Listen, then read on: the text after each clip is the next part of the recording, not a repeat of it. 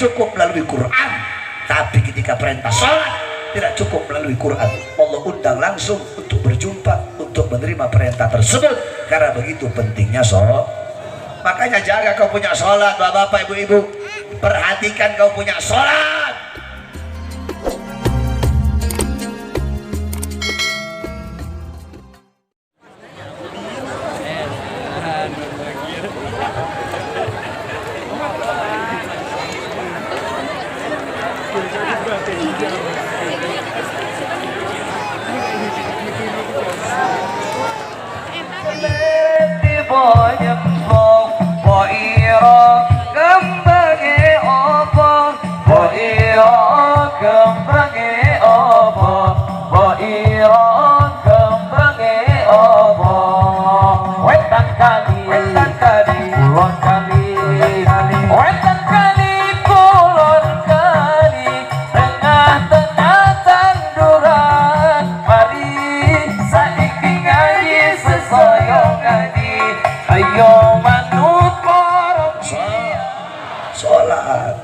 Makanya sholat itu sangat penting, saudara-saudara.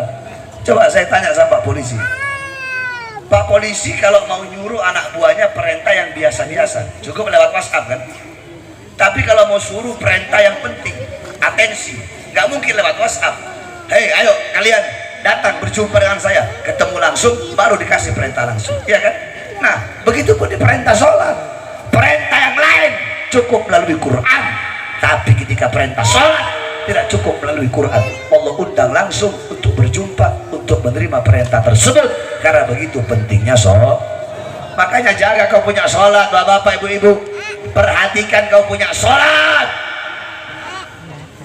Jaga kau punya sholat, perhatikan. Sholat yang menentukan bahagia, bergembira, atau susahnya engkau dunia akhirat, yang menentukan adalah sholat. Selamat atau celakanya engkau dunia akhirat, yang menentukan adalah sholat. Mulia atau hinanya engkau dunia akhirat, yang menentukan adalah sholat. Beruntung atau ruginya engkau dunia akhirat, yang menentukan sholat. Yang menentukan engkau mati dalam keadaan baik atau dalam keadaan buruk, yang menentukan adalah sholat. Sholat menentukan engkau mati dalam keadaan husnul khatimah atau su'ul khatimah. Sholat menentukan engkau dalam kubur dikasih azab atau dikasih rahmat. Sholat yang menentukan engkau dibangkitkan dalam keadaan baik atau dalam keadaan buruk. Sholat yang menentukan di padang mahsyar engkau akan tenggelam dalam lautan keringat atau akan dinaungi dengan cahaya Allah. Itu semua yang menentukan adalah sholat. Sholat yang menentukan ketika melewati jembatan Shiratal Mustaqim, engkau akan selamat atau engkau akan celaka. Beb, saya nggak bisa sholat awal waktu, nggak bisa sholat awal waktu, sholat tengah waktu. Beb, nggak bisa sholat tengah waktu, nggak bisa sholat tengah waktu, sholat akhir waktu. Beb, nggak bisa sholat di masjid, sholat di rumah. Beb, nggak bisa sholat jamaah, sholat sendiri. Beb, nggak bisa sholat berdiri, sholat duduk. Beb, nggak bisa sholat duduk, sholat di. Yang penting jangan tinggalkan sholat. As-sholatu ra'sul ibadah. Semua ikuti saya. As-sholatu ra'sul ibadah. Sholat itu adalah kepala ibadah. Amal-amal ibadahmu yang lain itu ekor, kepalanya adalah sholat. Saya tanya, kepala ikut ekor atau ekor ikut kepala? Ekor yang ikut kepala. Berarti baik atau buruknya, sempurna atau tidaknya amal ibadahmu itu tergantung daripada kau punya sholat. Kalau sholatmu baik, sholatmu bagus, maka seluruh amal ibadahmu baik walaupun sedikit. Paham? Ibadahmu sedikit tapi sholatmu baik, maka seluruh amal ibadah yang sedikit itu akan jadi baik. Sebaliknya, amal ibadahmu banyak tapi sholatmu bolong-bolong, sholatmu rusak, sholatmu tidak sempurna, maka amal ibadah yang banyak itu juga akan rusak dan itu juga tidak akan sempurna. Paham? Nah, ada satu cerita, ada seekor sapi. Ini sapi membanggakan dirinya. Ini sapi bilang, aku dagingku besar, banyak, manfaat dimakan banyak orang, setidaknya aku lebih mulia dari kambing. Kambing bilang, walaupun aku lebih kecil dari sapi, badanku juga dan dagingku bisa dimakan, sehat. susuku bisa diminum, setidaknya aku lebih mulia daripada ayam. Apa kata ayam?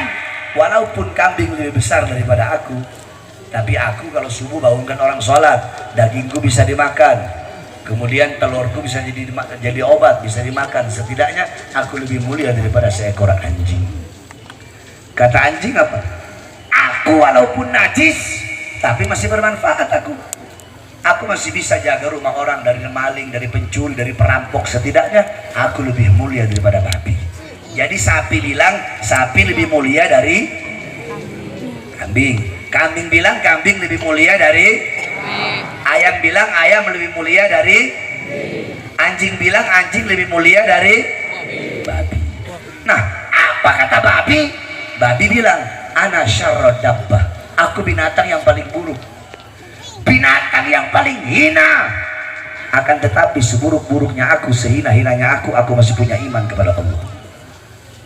Seburuk-buruknya aku, setidaknya kata babi, aku masih lebih mulia daripada orang yang meninggalkan sholat 5 waktu dengan sengaja. Jawab semua rame-rame, yang kompak, yang keras. Berarti kalau ada yang meninggalkan sholat 5 waktu dengan sengaja, siapa itu orang? Yang keras siapa? Siapa? Saya tanya, RT nggak sholat, RT apa? RT apa? RW nggak sholat, RW apa? Lurah nggak sholat, lurah apa? Kepala desa nggak sholat, kepala desa apa? Bupati nggak sholat, bupati apa? Camat nggak sholat, camat apa? Wali kota nggak sholat, wali kota apa? Gubernur nggak sholat, gubernur apa? Menteri nggak sholat, menteri apa? Presiden nggak sholat, presiden apa?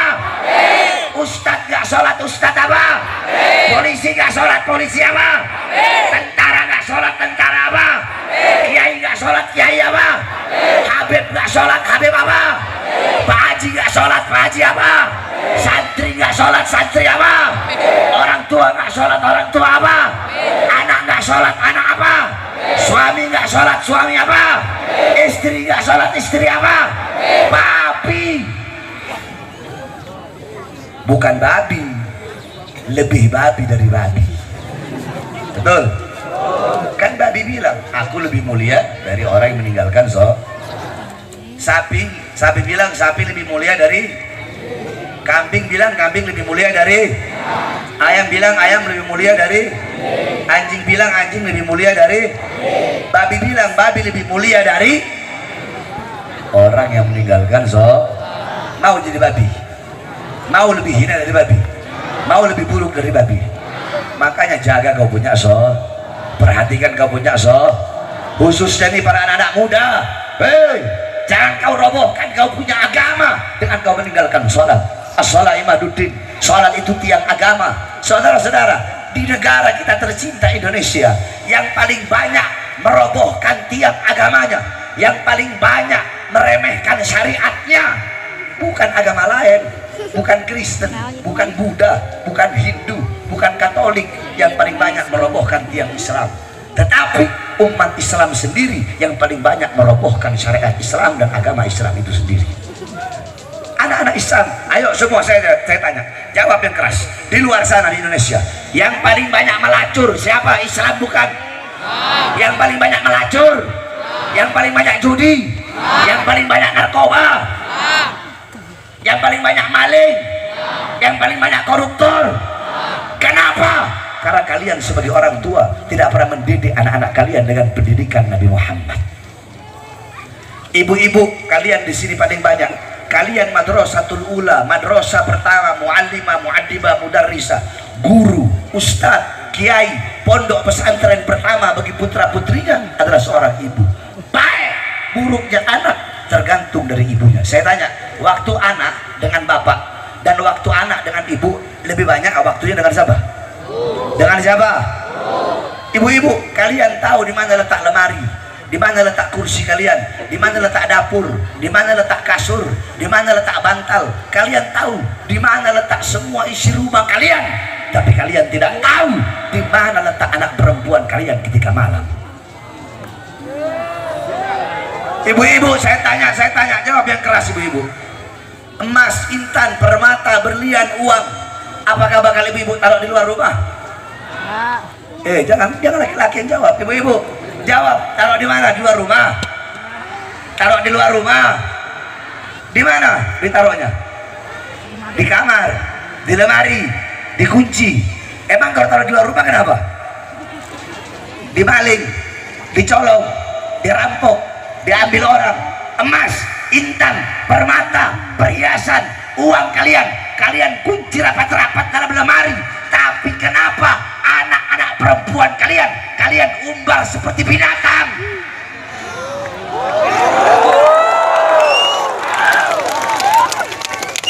Tenang ibu, sekarang giliran bapak-bapaknya. Kalian bapak-bapak, pagi, siang, sore, malam cari uang, cari nafkah untuk ngasih makan siapa? Untuk ngasih makan siapa? Anak Saya tanya, curut, tahu curut? Curut dia nyari makan nggak buat anak istrinya? Nyari makan nggak? Lebih mana dulu bangunnya? Kalian atau curut yang lebih dulu bangun cari makan buat anak? Hah? Curut.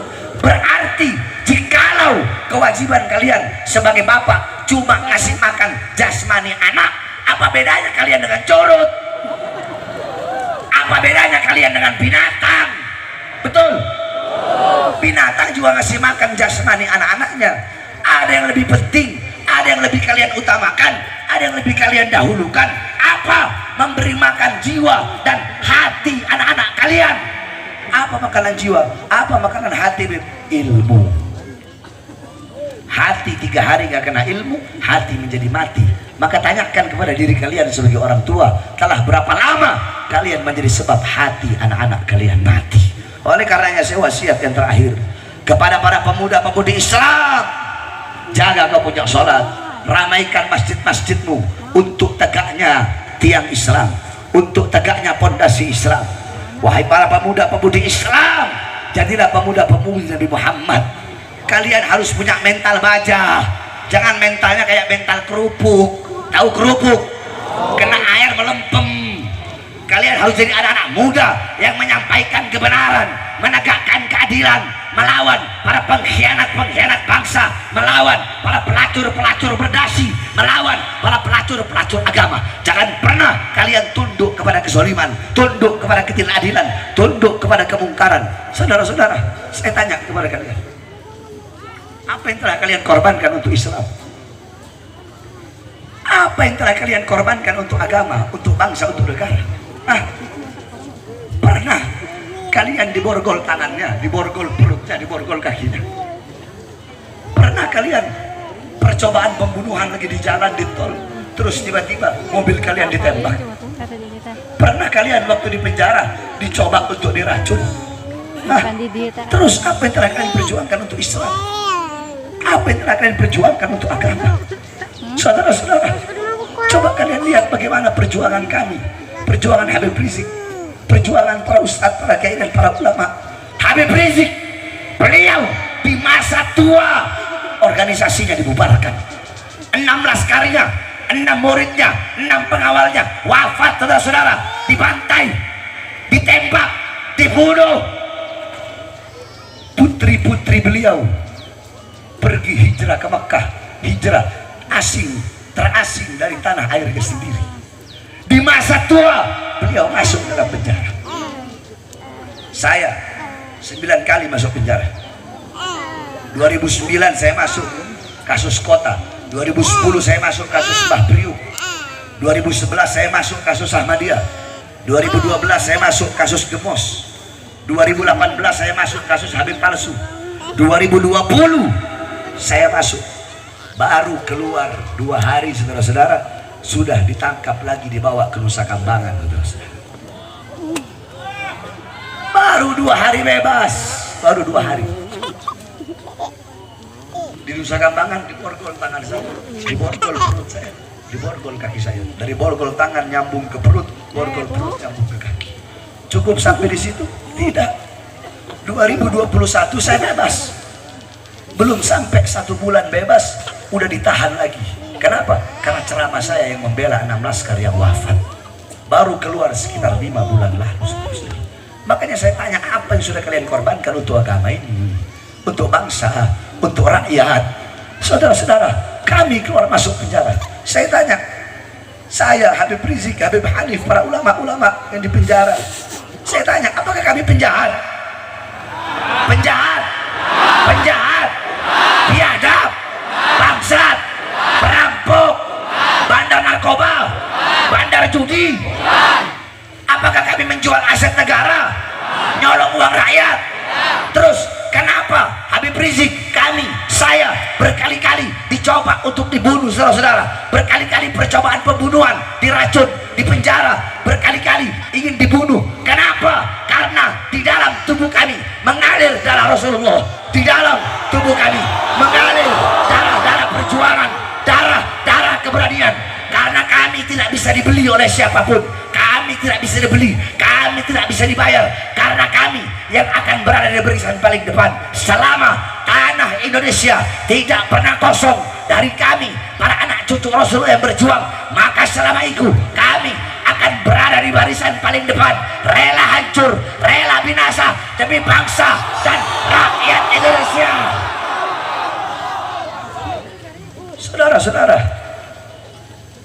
saya bebas siang, malam saya ceramah, besoknya ditahan. Katanya ceramah saya provokasi, ceramah saya meresahkan. Pertanyaannya, apa isi ceramah saya? Saya kasih tahu kepada kalian, masyarakat awam. Saya ceramah waktu itu awal-awal corona. Saya bilang gini, hei presiden, hei pejabat, hei pemerintah, kenapa rakyat dan masyarakat kalian kurung dalam rumah, sedangkan tidak kalian berikan kebutuhan-kebutuhan pokoknya? Itu dibilang meresahkan. Yang goblok saya atau mereka? Saya tanya, itu meresahkan tidak? Meresahkan tidak? Itu provokasi apa membela? Provokasi apa membela? Masyarakat awam aja tahu mana benar mana salah. Itu yang pertama. Yang kedua, saya bilang, wahai pejabat, wahai pemerintah, mal-mal milik asing, perusahaan-perusahaan asing di masa pandemi corona tetap buka, tapi warung-warung kecil, toko-toko kecil milik rakyat, milik pribumi, kenapa kalian paksa untuk tutup? Itu dibilang meresahkan, itu dibilang provokasi. Saya tanya, itu meresahkan apa membela? Meresahkan apa membela? Provokasi bukan? Provokasi bukan? Provokasi atau pembelaan? Provokasi apa pembelaan? Yang ketiga saya sampaikan, wahai para pejabat, berapa banyak pengangguran-pengangguran di Indonesia, anak-anak muda yang nggak punya kerjaan di masa corona ini, yang miskin tambah miskin, tetapi tenaga kerja terus kalian kirim dari Cina di Morowali, Sulawesi, sedangkan masih banyak pengangguran di Indonesia. Itu provokasi apa pembelaan? Meresahkan itu? Meresahkan? Terus yang gila ini saya apa mereka? Gara-gara itu saya ditahan lagi, udah gitu dibawa ke Nusa Kambangan, saudara-saudara. Oleh karena saya sampaikan, saudara-saudara, saya Bahar bin Ali bin Smith, saya tanya, ceramah saya seperti tadi dianggap meresahkan, dianggap provokasi. Apakah saya bela diri saya sendiri, keluarga saya, murid saya, kelompok saya, atau rakyat? Siapa yang saya bela? Siapa yang saya bela? Siapa yang saya bela? Yang saya bela rakyat yang susah, rakyat yang kelaparan, rakyat yang menderita, rakyat yang ditipu. Sehingga bagi saya, demi Allah, tidak ada kata kapok, tidak ada kata lelah, tidak ada kata capek. Demi bangsa, demi NKRI, demi Pancasila, demi Merah Putih, jangankan hanya di penjara, nyawa saya, jiwa saya, darah saya murah harganya untuk tumpah, saudara. Allahu Akbar, Allahu Akbar. Indonesia merdeka, merdeka. Saya bilang NKRI, jawab harga mati. NKRI, NKRI, NKRI. Oleh karenanya saudara-saudara sekalian yang dimuliakan oleh Allah, khususnya para pemuda-pemudi, jangan pernah tunduk kepada kezaliman. Saya tanya, pernah nggak saya nyuruh hancurkan istana? Pernah nggak? Pernah nggak saya bilang bunuh polisi? Pernah nggak? Pernah nggak saya bilang ayo kita turunkan pemerintah? Pernah nggak?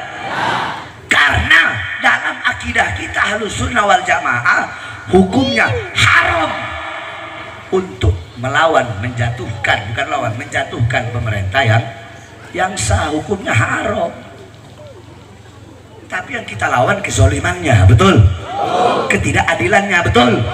Kebijakan-kebijakan yang menyengsarakan rakyat, itu yang kita lawan, itu yang kita perjuangkan, sehingga kita berkali-kali masuk penjara, saudara-saudara. Saya tanya ibu-ibu, sekarang sembako naik tidak? BBM naik enggak? Minyak goreng naik enggak? Kebutuhan pokok naik enggak? Enak? Enak?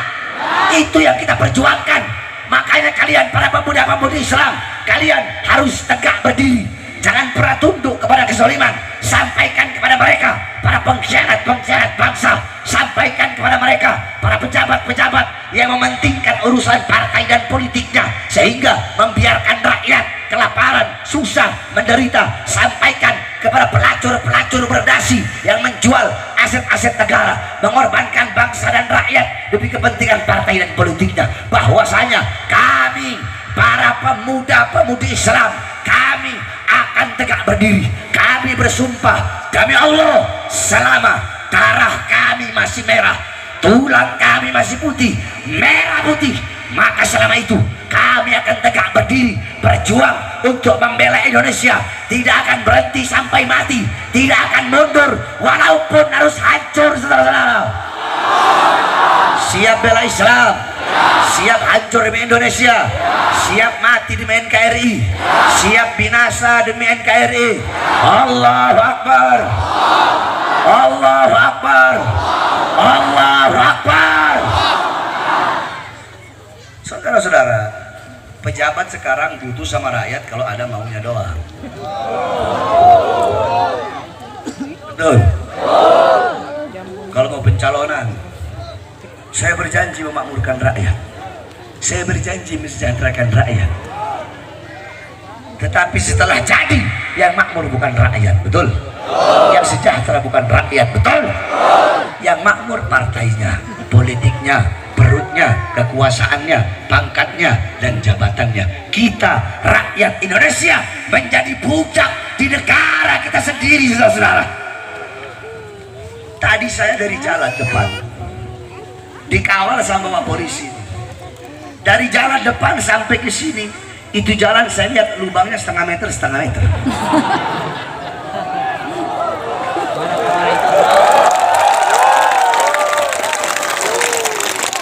Ingin saya sampaikan pada sore hari ini, mulai dari RT-nya di sini, RW-nya, lurahnya, camatnya, bupatinya. Woi, kalian itu dipilih oleh rakyat, dipilih oleh masyarakat. Kalian harus amanat.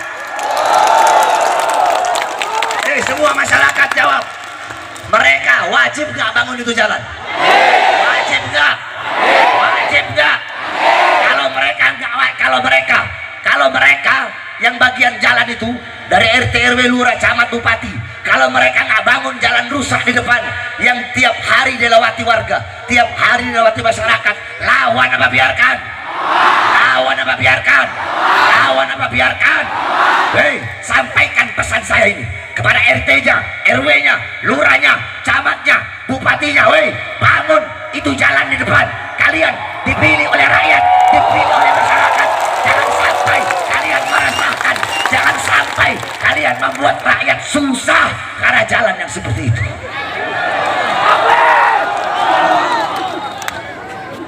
Sebab udah banyak saya ceramah, ada yang lebih parah dari ini, tapi setelah saya sampaikan pesan saya langsung dibangun.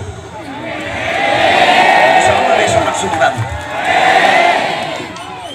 Sayyidina Umar ibn Khattab ketika jadi pemimpin, apa kata beliau?